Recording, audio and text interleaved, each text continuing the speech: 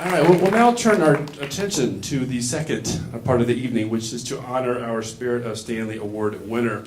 And we created this honor a few years ago to honor someone in the community who exemplifies the values of Stanley and who transmits those values and inspires our students to be the kind of people that we've seen tonight. And I wanted to, in thinking about David, I wanted to share this quote I came across recently. It's from an article in the Times by David Brooks. He's talking about the way that neuroscience is supporting the idea that there has to be an emotional connection for the best learning to take place. And this is what he says, and this is why it reminded me of David. It says, "What teachers really teach is themselves, their contagious passion for their subjects and students. Children learn from people they love, and that love in this context means willing the good of another and offering active care for the whole person." I can't imagine a better description of David Marais, and also the previous winners of this award, Betsy Lewis and Lynn Forstadt before him. To introduce David tonight, he doesn't know this, we've got a couple people who are going to come up and say a few words. And these are people who, like Laura Gibson, were students of David's back in the day. And they are now, they used to spend time in his classroom, now they join him in faculty meetings. They've not only been in his class, but they've traveled with him to England and South Africa. I'd like to welcome up Jack Markson and Catalina Rincon.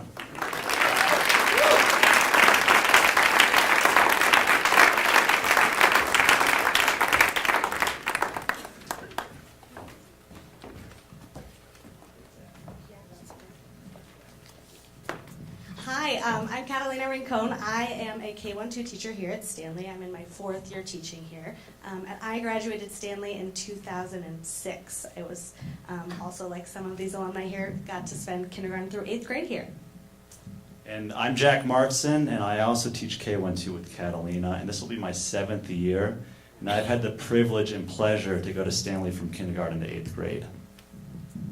We are incredibly honored to be introducing tonight's recipient of the Spirit of Stanley Award. We were both fortunate, like Tim said, to have been taught by David. I also received the pleasure of teaching his son Harrison in K-1-2 for 2 years, which was an incredible full circle. But it was teachers like David who really inspired us to become educators and eventually come back here to teach. So we're going to read a little bio here, and it's also in your flyers there. So in true Stanley fashion, this is kind of your auditory section here. David was born and raised in beautiful Cape Town, situated at the southernmost region of South Africa. He is a teacher, musician, and an artist. In 1990, during his first year at the University of Cape Town, pursuing an English and history degree, he also began pursuing his musical passions, playing guitar and singing in pubs in and around Cape Town from the age of 16. After his graduate school training, David taught English at Westerford High School for 2 years to 8th through 12th grade students. Teaching during the day and playing guitar in rowdy university student bars by night became the rhythm of his life, amidst the backdrop of significant and exciting social and political changes in South Africa in the early 1990s. One of the greatest honors in his professional career was teaching in the first desegregated schools in post-apartheid South Africa.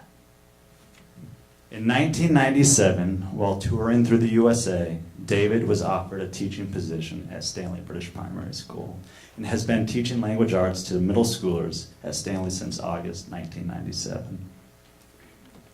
Having a love for his work and having the ability to blend literature, art, and music into an engaging learning experience is what keeps David's passion for teaching alive. As he did in South Africa, David continues to teach during the day at Stanley and perform his music in the evenings and on weekends. David's dedication and commitment to education are sound, and he is extremely passionate about his calling. His teaching philosophy is a simple one: learn to love to learn. As he truly believes that throughout one's life, a person never ceases to learn. He is committed to teaching and learning that is relevant, be it for academic, social, or emotional purposes. Nurturing a love for the magic of words and literature has always been core to David's teaching vision. He tries to make his students make connections between the literature they encounter in their own lives to the world wherein they live today. For David, learning should also be about having enormous fun, but not without setting high standards. In his classroom, David strives to create a comfortable, alluring, if not slightly mysterious, learning environment, one in which students feel confident to broaden their skills no matter what their abilities may be. It has always been essential to David's teaching that his students have a sense of personal pride and accomplishment upon the completion of every academic year. Throughout my life, I encountered many people who identified middle school as the worst time of their life. I often found myself unable to connect to this statement, though, because for me, middle school was frankly one of the best times of my life. Stanley's a really special place, obviously special enough to make me want to come back and spend every day here. And it's people like David who made that place special. At Stanley, I met people who became lifelong friends. I encountered teachers who believed in me and made me feel important during a stage of life where one often finds themselves under a microscope at all times, doubting their abilities and struggling to find out who they are. From the moment I stepped into David's world in 7th grade, notice I said world because it truly is its own world, I found myself enamored with literature and writing. Each and every assignment captivated me, and I was always excited to find out what was next. You see, David is not your traditional teacher. Yes, he gives tests, writing assignments, and final projects, but each comes with its own unique twist.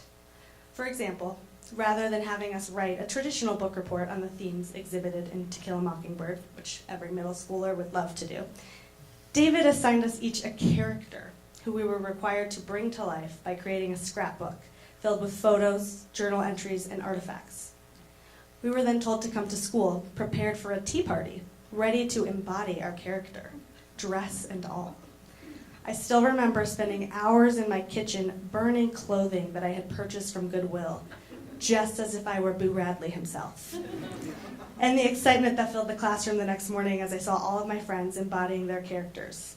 As David put it, learning should be with enormous fun, all the while setting those high standards. I must give credit where credit is due. For each and every Stanley teacher I ever had shaped me into the man I am today. David was no exception. David opened my eyes up to possibility. He proved to me that I could write, that I could create stories with passion and care, stories that were full of exuberant life.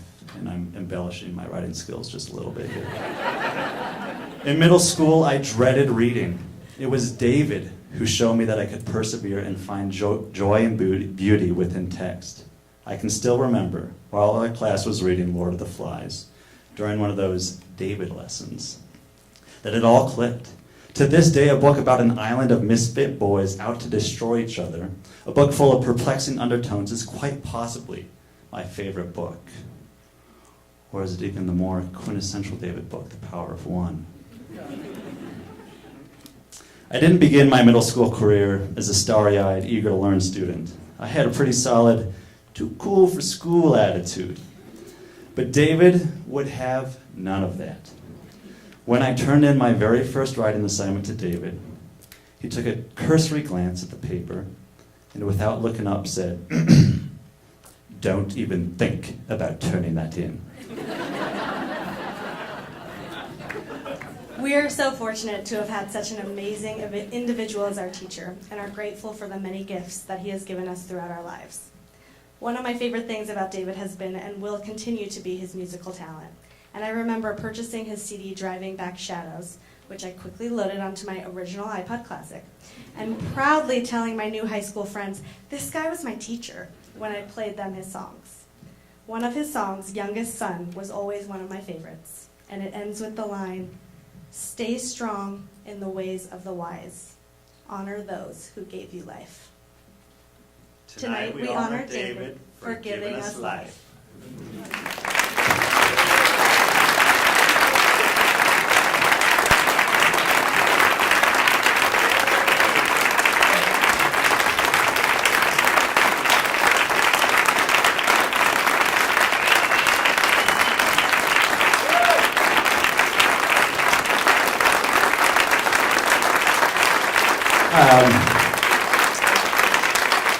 To present the award tonight, I'd like to invite last year's award recipient, Lynn Forstadt, up.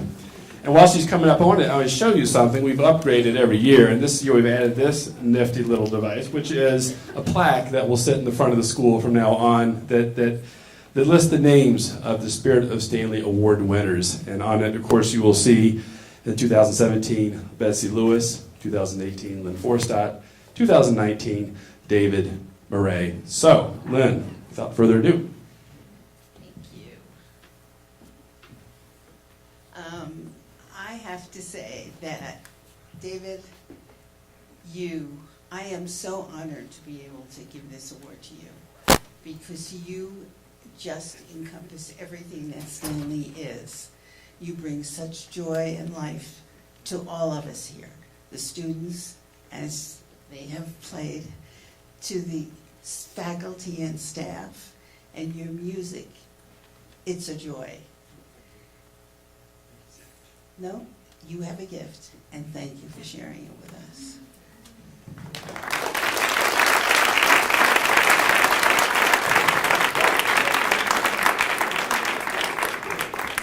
Thank you, Tim. Thank you, Lynn.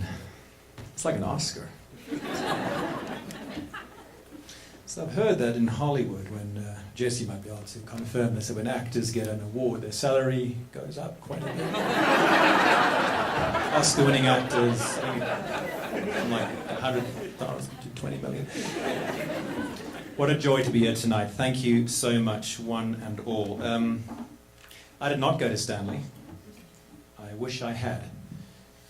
And it's quite ironic that I ended up at a school like this. So I'm not going to take too much of your time. I know you'll want to go and drink beer, and I can understand that.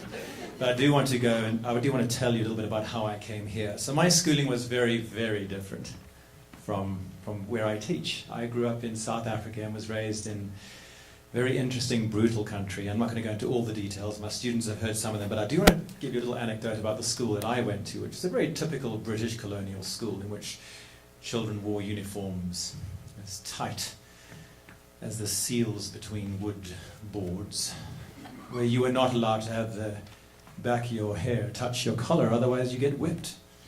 I got my first hiding when I was 5 years old, and I'll tell you how that happened. I went to school, 5 years old, kindergarten, and I was terrified. The school I was at was instilled fear from the very first second you walked in. You got filled with facts, but you got filled with fear. Fear of everything. Fear the adults. Fear those who don't look like you. Fear those especially who don't think like you. Okay? And if you don't fit into that mold, be prepared for punishment. I didn't fit into that mold within day 19. I'll never forget it. I was going to a music class to a notorious teacher who was pretty vicious in her teaching style, but boy, she could teach music. She teach you to sing like an angel, but it came with pain. And so my friend Wayne and I, at the tender age of, he was 6, he was a little bit older than I was 5, decided to skip class, which is a pretty brutal thing to do in the South African British colonial school. And so I did that. I snuck off with my friend Wayne. We're going to our last class. I said, let's go. So we snuck off. We broke out of the school campus and made our way down to the bulrushes to play soccer for about an hour. And I said, well, we better get back, because my mum and my sister, Debbie, who's here tonight, can attest. My mum was always wonderfully late in picking us up from school, if ever she picked us up from school. Because we lived up at walking distance. You can walk the 6 kilometers. Go, go, go. It's lovely. And we did, often. So I didn't expect Mum, I was going to drift into the parking lot at 2:30 at the end of the school day, and everything would be fine, because Mum was always half an hour late. So I show up at 2:15, 15 minutes before. I was going to hang out in the parking lot waiting for Mum to show up. My mum was early. For the first time in her life, she saw Wayne and I coming up from the bulrush. She said, what are you guys doing?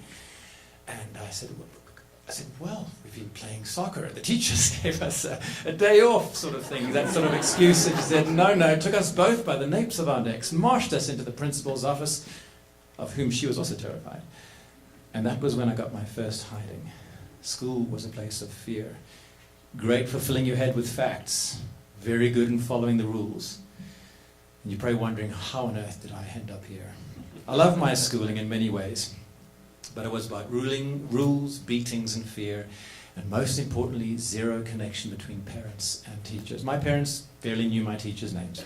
That's just the way it was. There was huge trust put inside the school, and if you did wrong, you got punished back at school again. I mean, when you got back home. So that night when I got back home after getting my first hiding at school, I got another one at home for not being good at school. So there's an interesting relationship between parents and school. It was one of immense trust, but not a warm, connected relationship.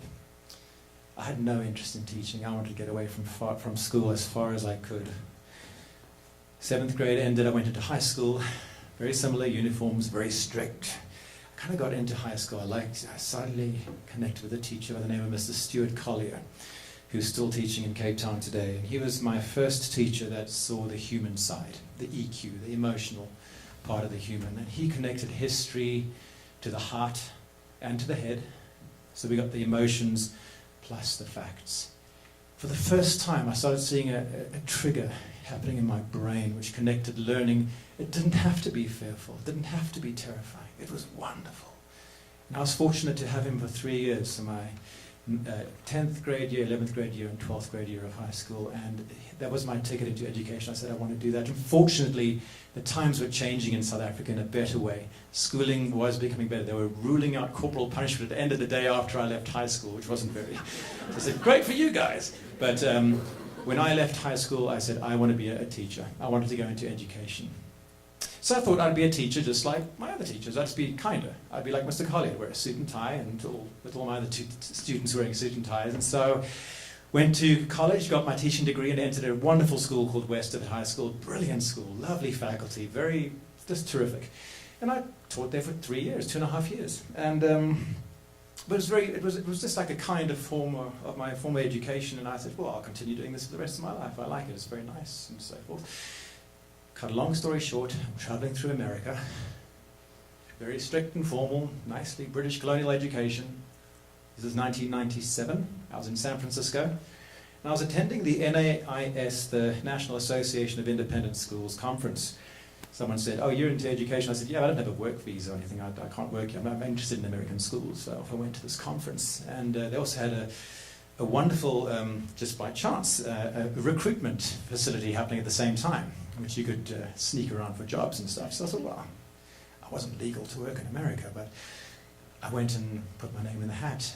And there was a note from a prospective school saying, I'd like to meet you. And there was someone saying, come and meet me in this hotel, room 234. And the protocol of the convention was if you were meeting prospective employers, there was this big hall, a big informal sort of job recruitment hall. So I thought, that's where we should be. So I was a bit wigged out. I said, what is this? Go to a hotel? I said, what the heck, let's just go. So I walked across the road to this beautiful hotel. Like I left the conference and I walked in, where am I going? Really nice hotel, and the room was like 246. Got in the elevator, and the elevator stopped at the first floor. Because you had to have the actual room number and a key card to get up to the further up the hotel. So I said, this is just too much. I said, this is not going to work. I read, what is the school? Stanley, British primary. I was raised by Brits, so I could figure this out. And I said, this isn't going to happen. This is not going to happen. I'm not going to get up to the floor. So I ended up leaving, and so I was walking. I said, I'm not going to get this. I'm walking out. I was about to leave. So I'm going to get on with my life, you know. And I heard a voice behind me saying, are you David? Hello, are you David? And there was this woman, with this beautiful, friendly face coming up to me, reminded me of my mum a little bit. And I just felt like, wow. She said, are you David? I said, yeah. She said, I'm Carolyn.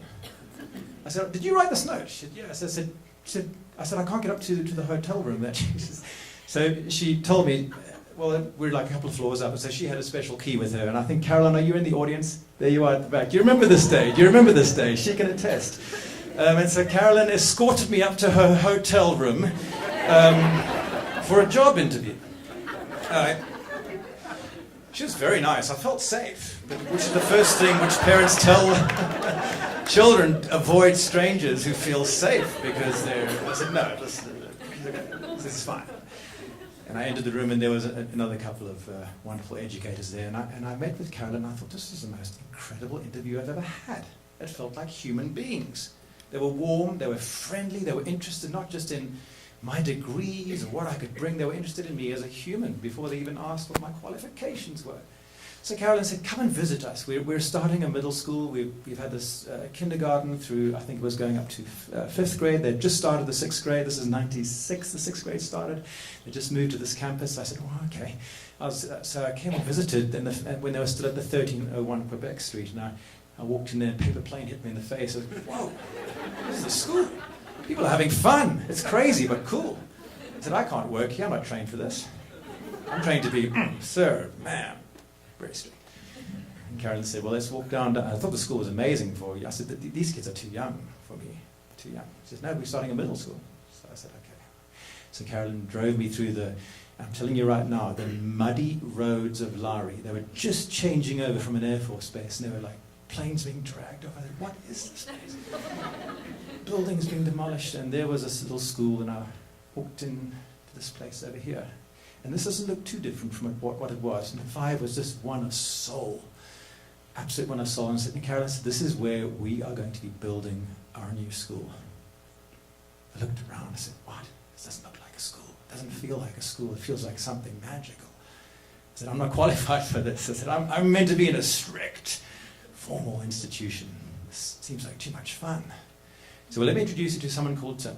He's our head of middle school. So I walked into the library, which at the time was filled with these weird inventions. Some invention convention. I'd never seen a school doing that before. Kids just designing the coolest stuff. Did kids design this? Yes. And this very tall man, not looking too different than what he does now, walked in and immediately a friendship was struck. He took me into his office. I saw pictures of guitars on the wall, and we had an interview. And I'm not going to say the rest is quite history, but boy, there are so many stories. I could keep you here till the cows come home telling you stories of what this place means to me. This is more than a workplace. This has been my education, in true education. I learned the facts at school, lots of the facts. Learned about history, the dates, but not about the humans. It's only since I started working here in 1997 and through the teaching that I actually started to learn through my students what it really means to be a teacher. And I'm still learning. I got so much to learn.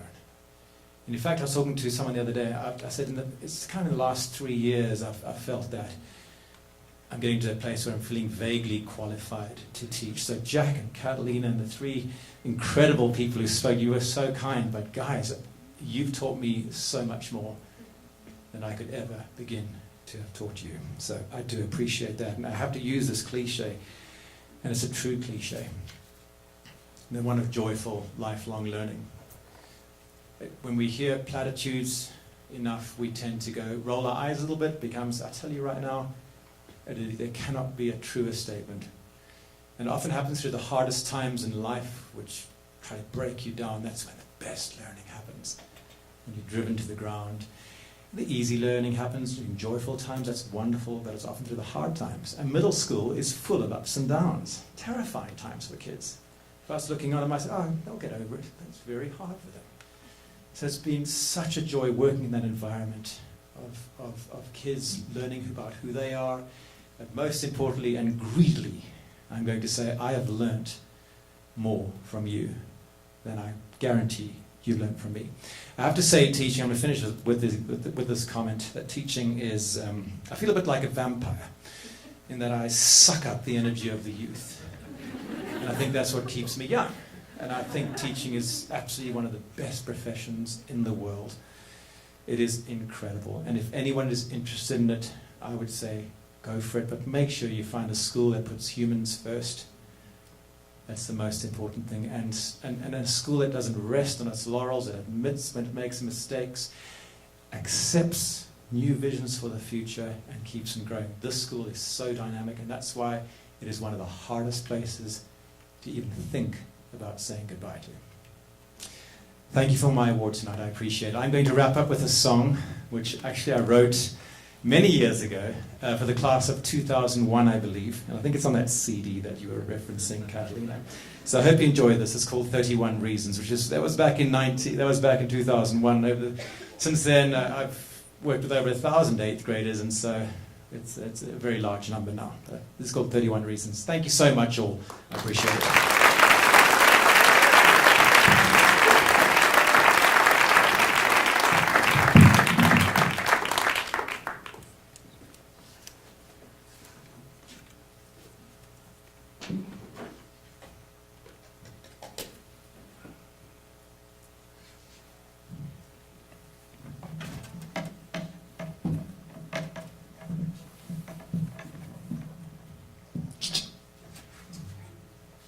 back No. No. Tim and I have been playing music together almost as long as the Rolling Stones. I mean, about half as long as the Rolling Stones. So, Though it's been probably 15 years since we've done this song, so enjoy this, and then let's go and drink some beer.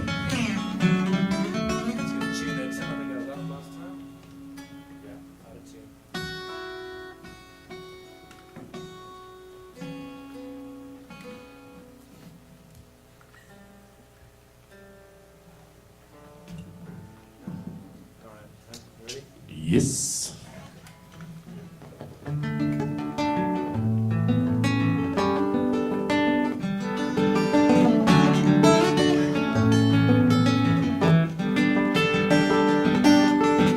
I was looking for a little silver in my cloud, a little sunshine in my rain. That's about when you stepped into my space. With a smile, there was anything but tame. So we began a journey of our own, an adventure around the world. But those days, they melted with the snows. It was cold the day you flew away, the day you flew away. But I'll be seeing you around,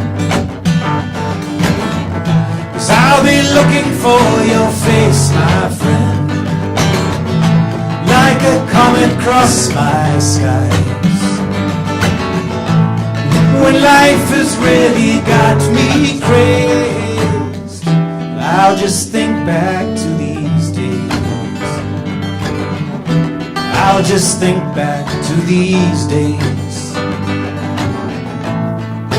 31 reasons to smile,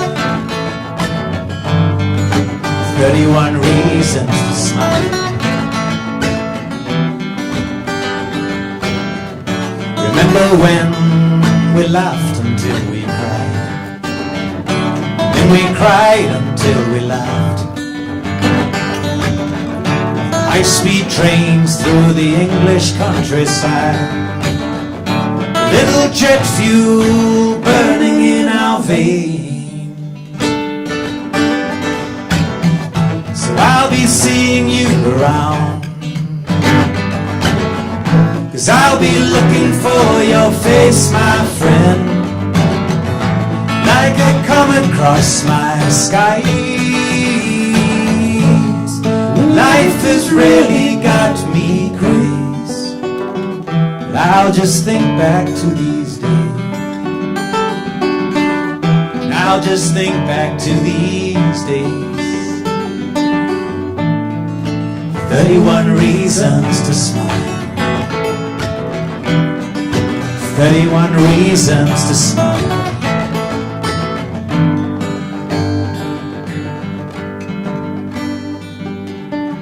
Now the time's arrived to go and break new ground. This world is spinning in our eyes.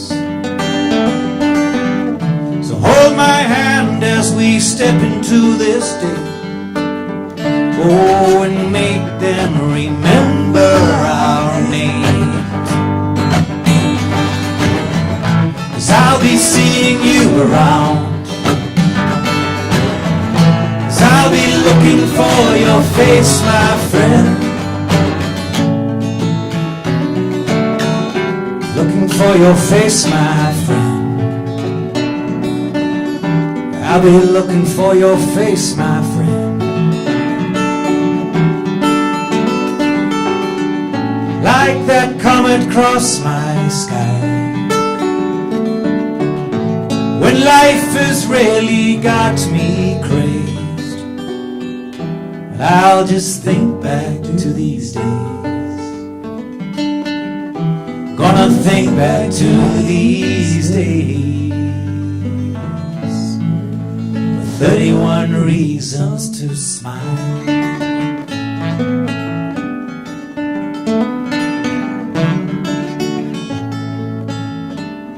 So many reasons to smile. So many reasons to smile.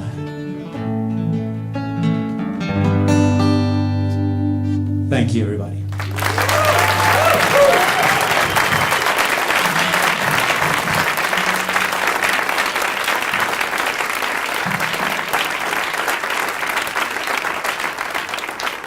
Instead of trying to awkwardly remove this guitar, if we can have the lights up, I'm going to leave it on. I'm not doing another song, don't worry. But I want to thank you all for being here tonight. I hope you found this evening as inspiring as I have. And I do invite you to stay. We have a beautiful reception, plenty of craft beer and beverages to enjoy.